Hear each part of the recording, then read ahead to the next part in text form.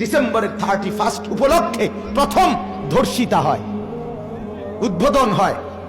সেদিন পরকীয়ার প্রথম উদ্বোধন হয়, প্রেমের উদ্বোধন হয়। নতুন বছরে জিনা ব্যভিচারের অসংখ্য নোংরামির উদ্বোধন হয়। সেটা একজন মুসলমানের প্রিয় কেমনে হইতে পারে? কেন আমার যুবক মুসলমান, আমার নওজোয়ান ছেলে মেয়েরা এরা কি এত পাগল হয়ে গেল? ইসলাম কি আমরা এভাবে ভুলে গেলাম? ইসলাম আমাদের কিছুই দেয় নাই, কোরআন আমাদের কিছুই দেয় নাই, আমাদের ধর্মে তাহলে কিচ্ছু নাই। তাইলে যুবক ছেড়েই দাও, মাঝপথে ঘোষণা দিয়ে দাও বাজারে সবার সামনে, আমি মুসলমান না, আমি বেঈমান বলে দাও। ধর্মের পরিচয় রাখছো কেন?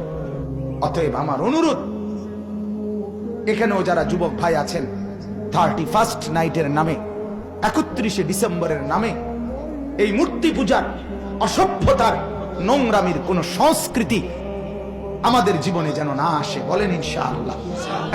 যদি তুমি মানুষের বাচ্চা হয়ে থাকো, যদি তুমি মুসলমানের সন্তান হয়ে থাকো, যদি তুমি মায়ের দুধ পান করে থাকো, যদি তুমি মুসলমান বাবার পয়সায় বড় হয়ে থাকো, তো আমি বন্ধু, আমি ভাই অনুরোধ করলাম, যদি তোমার পেটে পবিত্র মার দুধ থাকে, মুসলমান মায়ের দুধ থাকে, তো তুমি 31 নাইটের নামে কোন উদযাপন, কোন অসভ্যতা, কোন নোংরামি মোবাইল দিয়েও করবা না।